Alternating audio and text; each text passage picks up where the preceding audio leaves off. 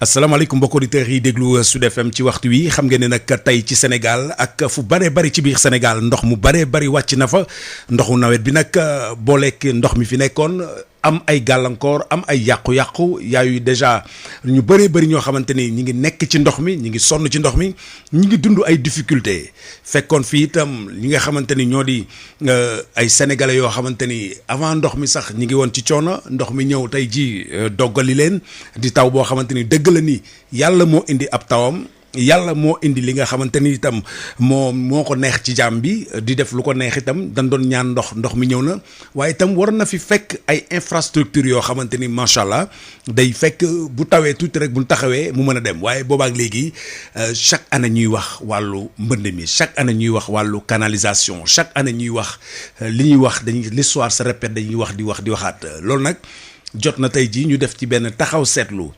ginnaaw bi nga xamante ni itam kilifa yi nga xam ne ñoo yore réew mi kilifa yi nga xamante ni ñoo ŋànk réew mi kilifa yi nga xamante ni ñooy liggéey ngir sénégalais yi ñoom itam am ci benn part de responsabilité bu mag waaye itam askanu Sénégal am ci itam part de responsabilité bu mag dañuy daal di nag ànd ak ñi nga xam ne ñoo di suñuy correspondant waaye balay boobu itam dañuy dalal directeur général bu Sud FM di Baye Oumar Gueye Baye Oumar Gueye di koo xamante ni itam mooy animé objection di émission politique bi am ci Sud FM seen rajo tous les dimanches à partir de 10h jusqu'à 11h Baye Oumar actuellement ginnaaw bi ñu la nuyoo Sénégal ndox mi bari na fépp foo gis ci gox-goxaan yi ci biir Sénégal ndox ma bari na waaye ndox mu bari mi dafa indiwaale ay yàqu-yàqu sénégalais yu bëree bëri tey jii ñi ngi toog ci biir ndox mi ñi ngi nekk ci biir ndox mi mënuñu dem mënuñu dikk mu mën indi gàllankoor loolu ci am réew ci buñ tolloo ci atum 2020 ban gisin bàyyi waaw Sidi d'abord excusez-vous auprès des auditeurs parce qu'on va tordre le cou à l'orthodoxie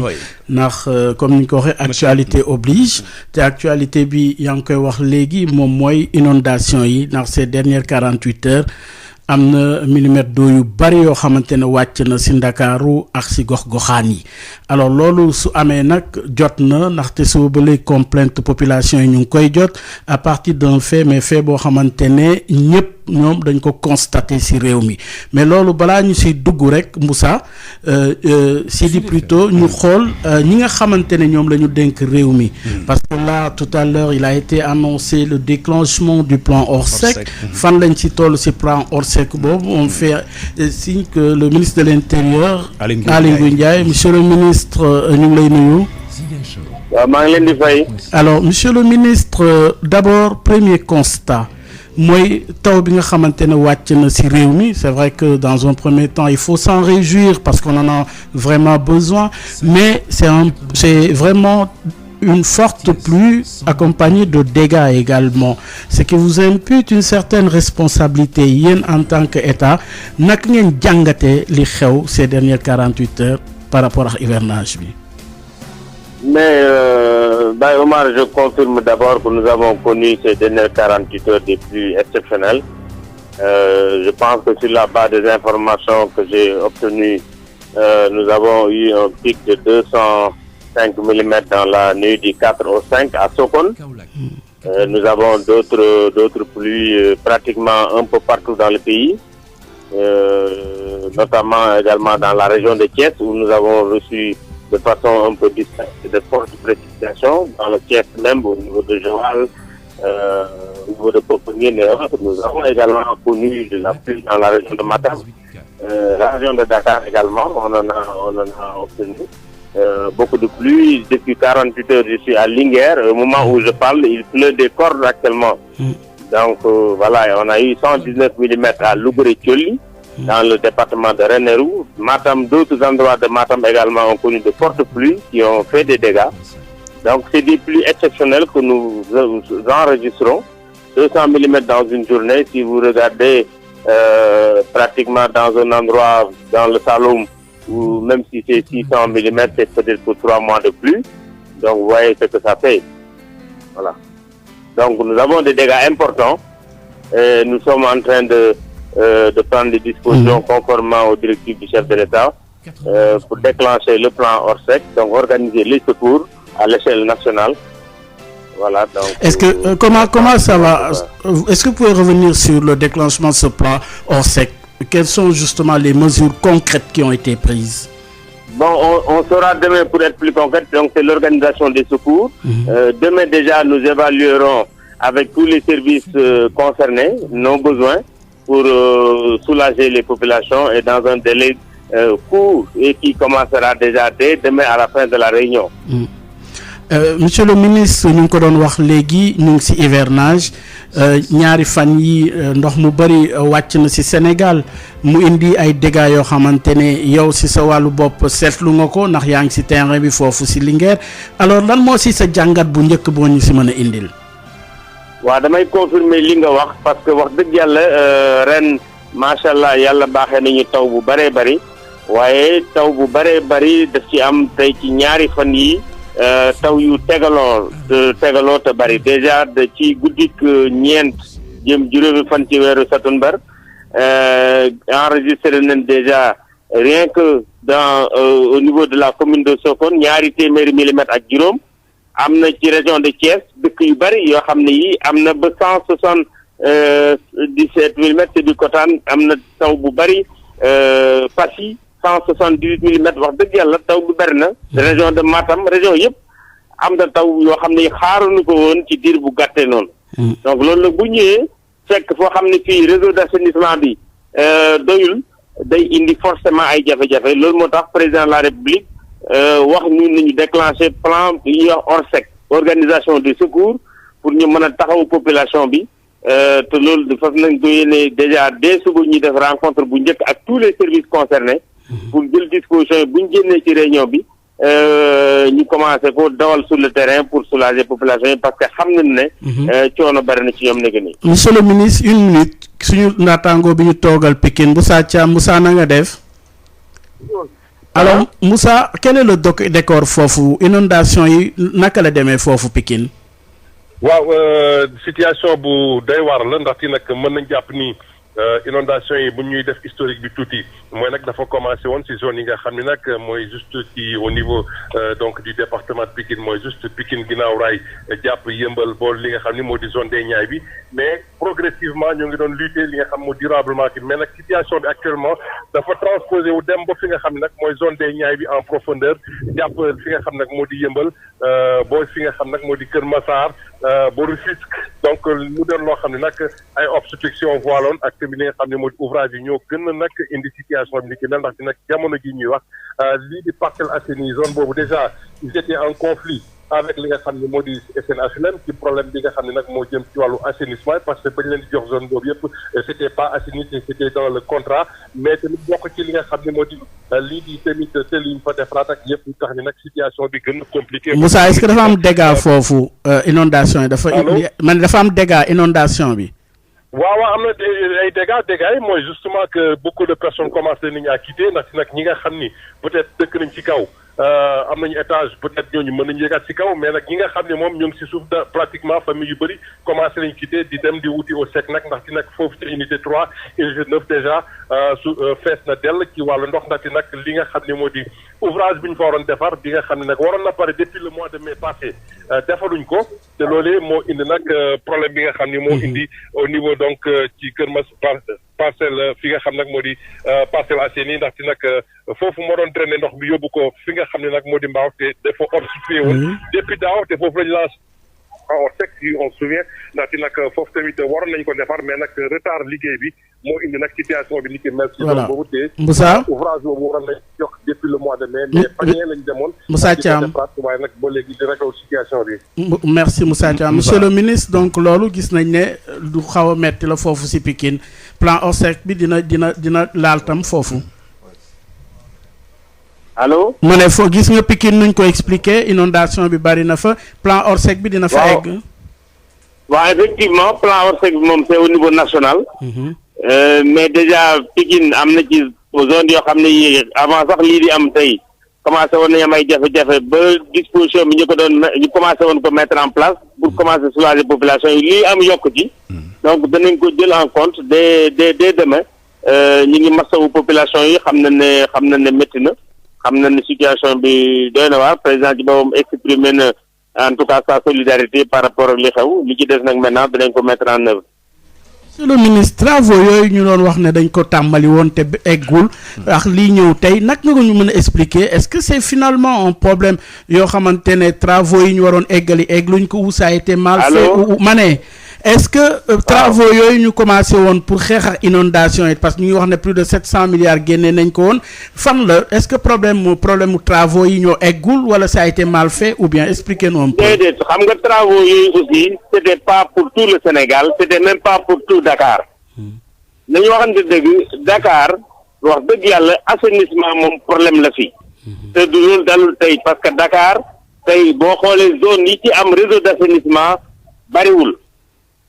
zone yi ci am redressement donc liñ ci defoon mooy ñi nga xam ne yi amutoon wala li amutoon te nga baaxutoon ñu rectifier ko waaye même plan bu boo ko defoon sur les 10 ans taxutoon Dakar mat parce que Dakar tey jii boo jëlee de façon très simple bu ñu jëlee région de Dakar pratiquement biir Dakar le assainissement am Parcelles Assainies donc loolu moo ci amoon actuellement boo jëlee la zone de Pikine waxatuma nag boo jëlee notamment au niveau de Keur Massar et environ y a pas de réseau d'assainissement y a des problèmes yoo xam ne ADM moo ko doon jéem a régler et d'autres mais taxul mu daj Pikine donc am na effort important yu des yu war a def maintenant président de la République dégg ngeen bërki démb mu ne nañu def évaluation plan décennal bi évaluation bi danañ ko def teg ko ci taabalam wan ko xaalis biñ ci utiliser fu mu toll ak fan lañu ko def. Alors monsieur le ministre, Kaolack fait partie aussi des zones inondées. Awa Thiaw, bonsoir. Kaolack bonsoir Kamou.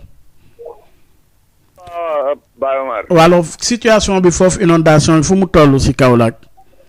waaw li ñu mën a jàpp rek moom mooy ba léegi mi ngi taw xam nga ne fii nag moom depuis tey ci suba ba léegi mi ngi taw yu métti sax ndax nag ki nga xam ne moom mooy ministre bi yore wàllu assainissement. jamono yee rek ñëwoon na fi dem fi nga xam ne mooy Parcelles Assainies déjà muy quartier boo xam ne bi amul assainissement te nit ñi dëkk nañ fa fu mel ni Passoir Tabangoy ak tamit fi nga xam ne mooy côté Xaaxul yëpp jaaroon na fa waaye jamono ji am na ci njaboot yoo xam ne tey mën nañ ne même buñ paasewul la nuit à la Belle Étoile seeni mbokk ñu ngi leen di gis ci ay charrette ñu leen ñëw di jël li nga xam ne moom mooy seeni bagage ci quartier yu mel ni ay Passoir ak yooyu te tamit am na jafe-jafe ci wàllu dem beeg dikk bi ndax gis nañ ne ñi nga xam ne ñoom ñooy yor oto sax tali yi seen bopp te tali yu bari dafa truffé de nid de poule muy ay jafe-jafe yoo xam ne yi nemmeeku nañ ko fii Kaolack donc ba léegi mi ngi taw donc li nga xam ne moom moo war tey moo am na système de canalisation yoo xam ne yi déjà dafa bouché lu mel ni Passoir jëm fii nga xam ne moom mooy boor yi Médina Mbaba te foofu yëpp ay situation yoo xam ne la lu doy waar la mënuñ ko décrire sax waaye nag li ñu mën a wax rek moom mooy ay am na askan yoo xam ne ci biti la ñuy fanaan. Kamou askan yoo xam ne ay jafe-jafe tar la ñu jànkoonteel baax Kamou merci monsieur le ministre le décor est si tracé foofu tamit problème réseau d'assainissement la ñu jànkoonteel mais aussi le trafic routier maanaam transport bi am na jafe-jafe. Monsieur le ministre Aly Ngouille Ndiaye. Allô, monsieur le ministre, Kaolack aussi est confronté au même problème, notamment réseau d'assainissement boo xamante ne c'est hors service wax nañu tamit trafic routier bi maanaam tali bi tamit dafa am ay jafe-jafe. waaw disons tout ça c'est lié. bu fekkente ne ndox mi bari na. bu occupé tali bi parce que premièrement mu tali bi njëkk occupé sax avant muy dugg ci kër yi. mën na am conséquence sur le transport. donc Kaolack déjà avant même les fortes pluies amoon na problème parce que amoon na des fortes pluies il y a de cela quelques jours. donc naturellement si les pluies de ces dernières 40 heures bu fa wàccee day amaat problème et du ñu jaaxal trop que Kaolack am problème d'autant plus que yi nga xam ne yi moo jege Kaolack gis nga dégg nga précipitation yu ma la wax amaguma chiffre Kaolack bi nii. mais déjà nee naa la 200 et quelques millimètres mu wàcc Sokone 170 millimètres mu wàcc Passy. donc Kaolack tooy également du luy jaaxal kenn ci ndege ni donc effectivement mën nañu am ay difficultés bu dem ba ci transport bi. waaye loolu lépp danañ ci tenir compte pour organisation des secours bi nga xam ne bii lancé nañ ko déjà. est-ce que vous avez suffisamment les moyens parce que ampleur bi est-ce que évaluer ngeen ampleur u jafe-jafe fu mu toll parce que fu mu nekk nii presque Sénégal bi yëpp moo touché wu si inondation yi tey. On l'évaluera demain, mais comme j'ai dit, déjà au moment où je parle, par exemple, moi je suis à Linguère depuis hier, mais depuis hier il pleut à Linguère. Donc il est en train de pleuvoir partout. Demain également, on a prévu avec la météo des pluies.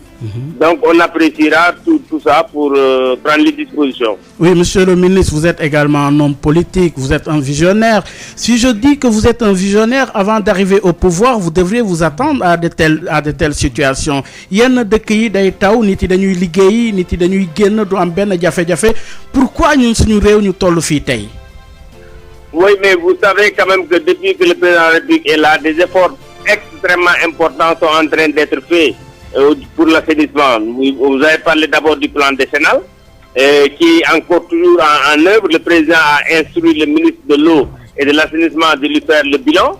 Donc déjà pour qu'on puisse avoir l'état des lieux, qu'est-ce qui a été fait pour les 8 dernières années. Donc ça c'est déjà quelque chose. Mais vous êtes au courant, comme tout le monde, que le président a lancé le programme d'assainissement des 10 villes, programme qui est actuellement en cours.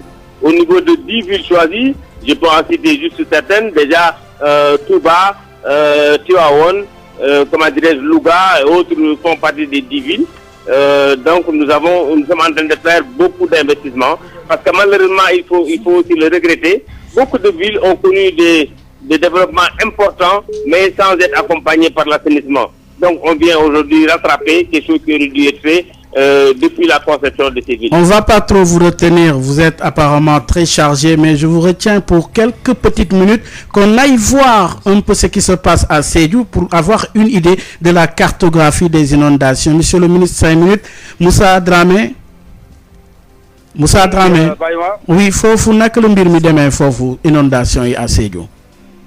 waaw daanaka fii du sax peut-être inondation mais ndox mi nu mu baree ak tamit surtout par rapport ak évacuation yi, parce que réseau de drainage boo xam ne fii ci diwaanu Sédhiou dafa nekk réseau bu yàgg la boo xam ne mën naa wax ne lendemain indépendance yi la, donc réseau bu yàgg la ba tax na bu tawee dafay nii bu am tey, parce que ba léegi mu ngi taw. Vous imaginez depuis 10 heures ci suba ba tey mu ngi taw te arrêté wul, ça veut dire que dafay am par disons intensité mooy xaw a varié. léeg-léeg taw bi dafay xaw a faible mais mu jékki-jékki yokku, donc nag 10 heures ba léegi arrêté wul te minuit pratiquement jot na. ci loolu nag boo xoolee ndox boo xam ne moom moo fi walangaan fu mu war a jaar dafay néew ci wàllu réseau bi te réseau bi dafa tuuti. loolu nag nekk na jafe-jafe boo xam ne askan wi ñu ngi koy jànkoonteel ba tax na ci yeneen quartier yi ba ci mel ni Morikunda am na kër yu bari yoo xam ne dafay recevoir ndox, mais nag bariwul noonu ci ay kër yoo xam ne ñoom ñooy recevoir ndox. leneen loo xam ne dafay recevoir ndox di ay sëggu maanaam cimetière yu nekk ci Julkunda boobu aussi lu yàgg la. am na travaux yoo xam ne ONAS dooroon na ko fi, waaye travaux yi daanaka yeggul ba tax na saa suy taw rek foofu sëgg yi dafay am ndox te loolu nekk na lu métti terewul trop ak dex bi loolu situation boo xam ne nag kenn jooyt nañ ko ba tey. waaye loo xam ne mën nañ ko wax bàyyi moom mooy di surtout tey ci boori 16 heures ci dëkk bi ñuy wax Soufou diggante ak Sédhiou waroon toll ci fanweeri kilomètre dafa am taw yi gannaaw bu mu fooree noonu am ci benn biir bi boo xam ne dafa màbb mu am ci ay xale yi nekkoon ci biir néeg bi, ñaari xale yi daal di yor maanaam jot ay dëj yu daanu seen kaw. kenn ki dafa faatu sur place, benn xale bu jigéen bu toll ci 2 at, keneen ki am ci ay gaañ-gaañ. loolu nekk na loo xam ne tamit ci taw yi lañ ko nemmeeku mu di rek loo xam ne il faut que nit ñi peut-être bàyyi ci xel ci wàllu réseau de drainage bi, waaye tamit aussi loo xam ne moom moo war a aju ci yenn infrastructure yoo xam ne moom moo war a accompagner li ni mel. donc xibaar bi mooy loolu, benn xale bu jigéen boo xam ne faatu na gannaaw benn pan de mur daanoo ci Sumbundu, ak tamit loo xam ne dafa fu ñuy jaar ndax réseau de drainage boo xam ne dafa yàgg loolu dafa vétuste fii ci diwaanu Sédhiou. Monsieur le ministre, autant de sujets sur votre table de demain pour la discussion. Allô? Monsieur Ali Ndiaye. Allô? Oui, monsieur le ministre, voilà, yaa dégg kii Moussa Dramé wax ndox mi bari na ba am na benn mur boo xam ne dafa daanu, ñaari xale nekkoon fa ñu mujjee jël seen bakken.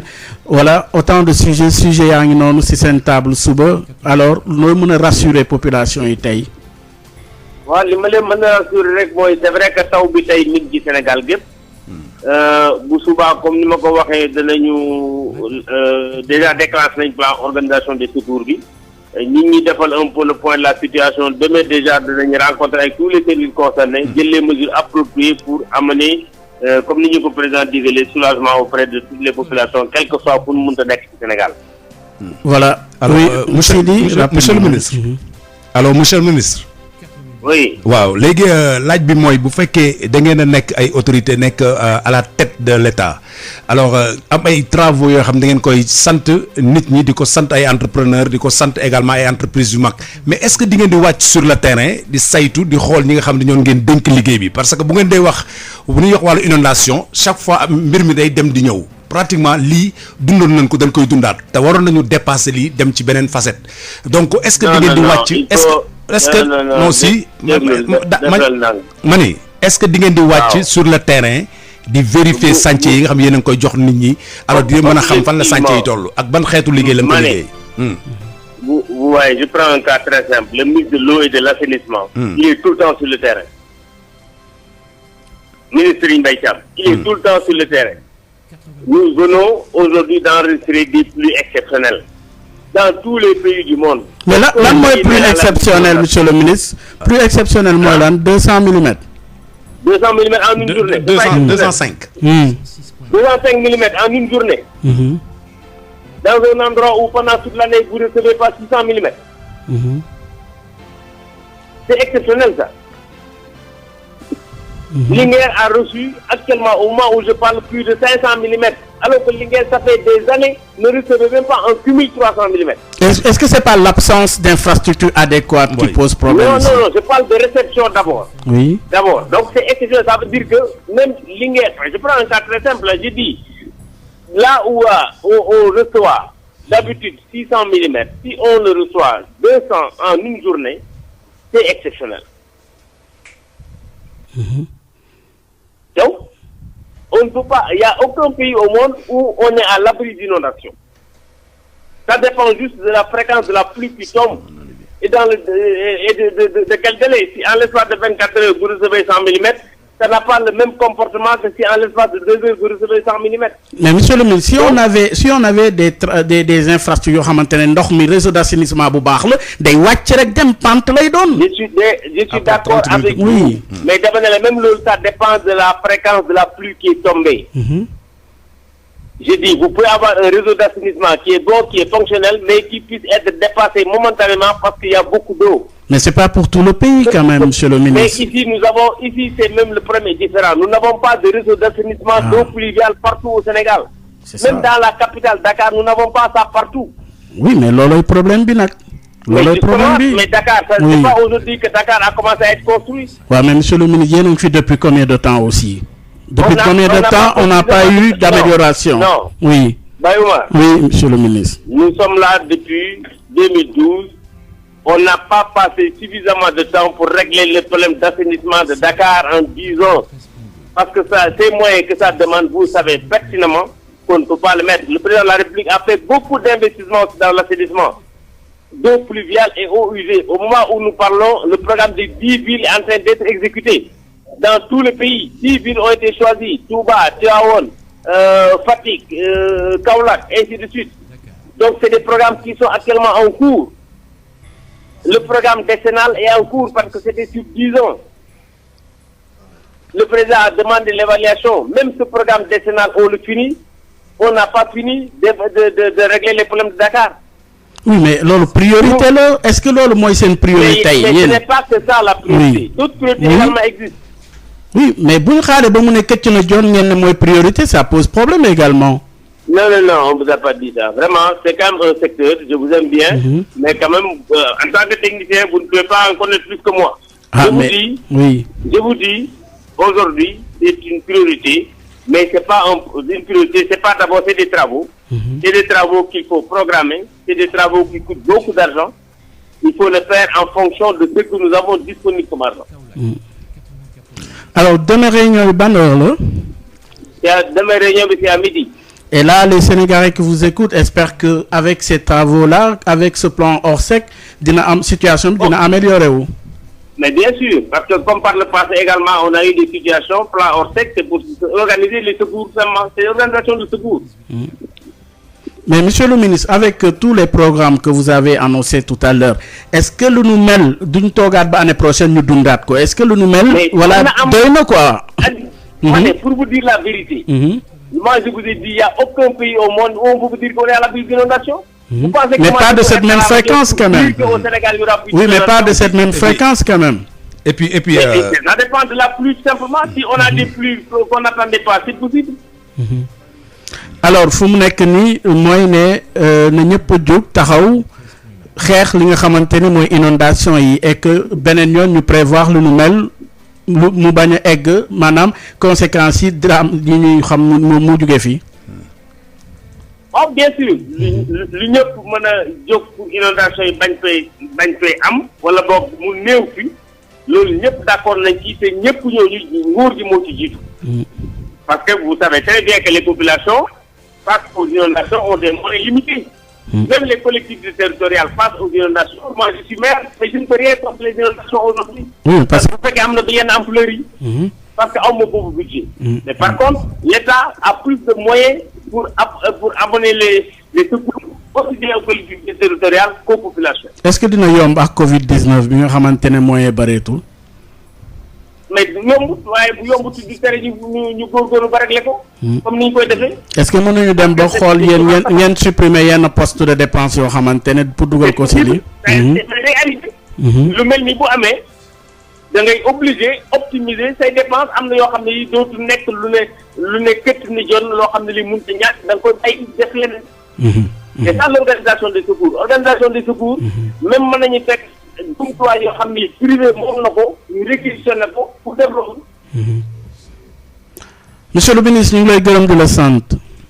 Merci beaucoup. Merci et puis voilà tous nos encouragements pour que li nu mel ñu mën ko xeex di ko prévoir si di bu beneen yoon amati.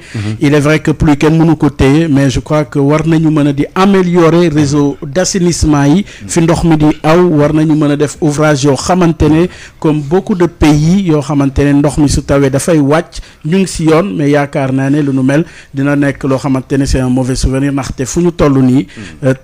Vraiment jot na Sénégal ñu dépasser situation yi. Voilà Baye Mar loolu war na mën a nekk te waroon na mën a nekk depuis waaye nag boo xoolee li nga xamante ni monsieur le ministre wax na ko c'est vrai que dañu nekk ñoom ci liggéey boo xamante ni dafa am charge bu metti bu tegu seen kaw waaye charge bu ñu mën a am Sénégalais yi dund ci ndox mi actuellement ñoo leen di ëpp charge actuellement ndax dafa metti ci di dund ci benn situation boo xam chaque fois bala nga koo xam Baye Mar nga dem Thiaroye nga dem Guinaw Rail nga dem Pikine nga dem Bagdad nga dem Yëmbal. Mais boo foofu ñu fa nekk di dund li ñuy dund c'est pendant des années des décennies et des décennies lii la ñuy dund wala lu ko raw la ñuy dund. Alors boobaak léegi boo leen day wax ñoom naan leen ay plan Orsec ay ree la leen di def parce que ñoom li leen di wax ci rajo yi leen koy dégg ci télé yi leen koy dégg ci presse écrite bi leen koy dégg mais mënuñu ci am dara benn réalisation bu ñu mën a teg ay gët. moo tax sànq ma ne ko lu tax pourquoi pas yéen ngeen di wàcc sur le terrain di xool ñi nga xam parce que ki mu wax ni ministre de l'eau di Serigne Mbaye Thiam bi mu ko yore yàggul ku ne xam na ne ci njàng meeg njàngale mi la jógee ñëw soog a jël mbir mi. kon liñ ci war a def dafa bari. boo xoolee mais dafa am dafa am lu am. problème mu inondation. dafa nekk problème boo xamante ne suñu dëkk yi il faut ñu jug xeex ko c'est-à-dire que aujourd'hui Sidi Gueye nekk na loo xamante ne luy taw la luy wàcc mais ndox moomu bu wàccee encore une fois war nañu am un réseau d'assainissement et c'est ça le problème du Sénégal. ba pare ni ñu tabaxee moo baaxul. dañuy def ça pulle de partout. ay zones yoo xamante ne c'est des zones réservées yoo xamante ne ndox mi foofu la war a aw.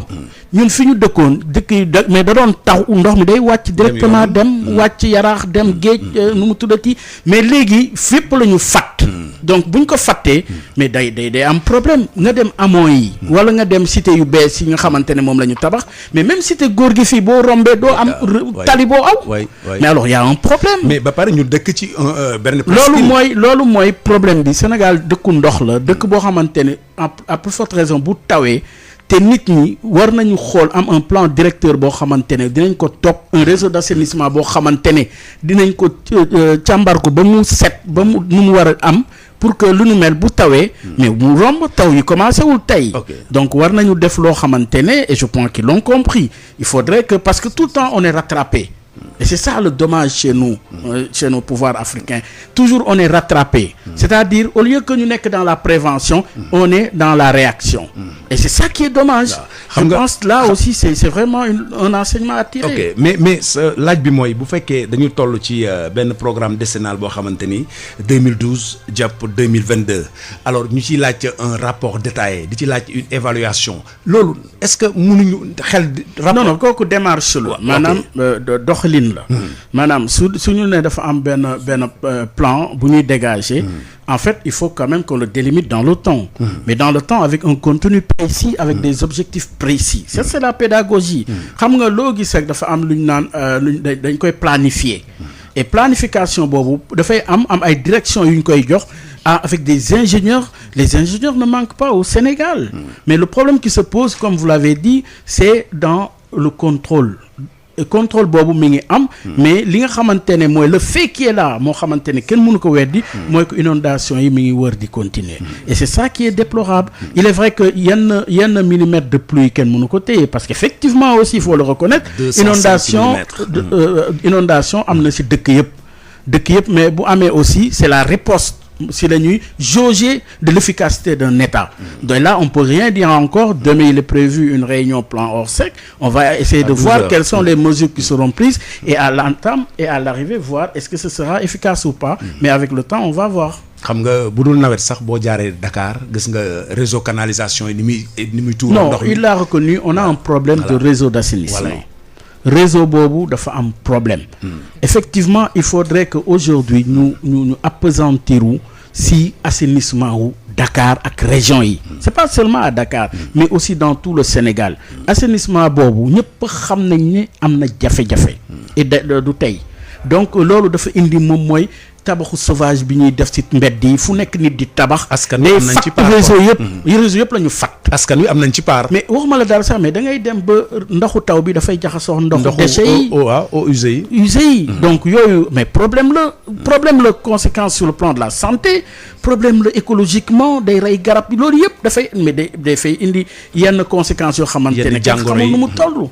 et je pense que là aussi c'est des enseignements à tirer et ñoom je sens que dinañ ko def mais li si am ba am moom mooy ne loolu war nañ ci taxaw liggéey ko pour vraiment ñu dépasser situation yi. même muy ñëw tamit muy ñëw de façon exceptionnelle. jërëjëf mu nekkoon benn page spéciale xam naa le temps que ñu bàyyi Birama day ñëw ak xibaar yu 0 heure yi ci kanam léegi lay doon objection demee ban heure kan mooy sa invité ci suba gi. 10 heures Maurice Soudieck Dione. 10 heures kan ci. Maurice Soudieck Dione il est universitaire enseignant chercheur à l'université Gaston Berger de Saint-Louis. ok jërëjëf Baye Oumar Gueye jërëjëf itam monsieur le ministre de l'intérieur Aly Ngouille Ndiaye moo doon wuyu ji fii ci Sud FM seen rajo ci 98.5 xam ngeen ne nag Sud FM rime avec l'actualité Sud FM rime également ak li nga xam ne moo di information te information bi du lenn lu dul Sénégal ni mu mel ci wàllu taw ni mu mel ci wàllu ndox. ñu dellu di masawu sénégalais yëpp di masawu ñëpp ñi nga xamante ñoo nekk ci ay jafe-jafe ñoo doon ñaan ndox mi ñëw na xëy na am ñu mu gaañ am ñu mu yàqal ñi ngi ñaan yàlla bu ñu fi jógee alors bu ñu étape bi ñu dépassé ko dem ci leneen jërëjëf Baye Oumar Gueye jërëjëf ngeen jëf yéen itam auditeurs yi topp di déglu Sud FM seen rajo ci 98.5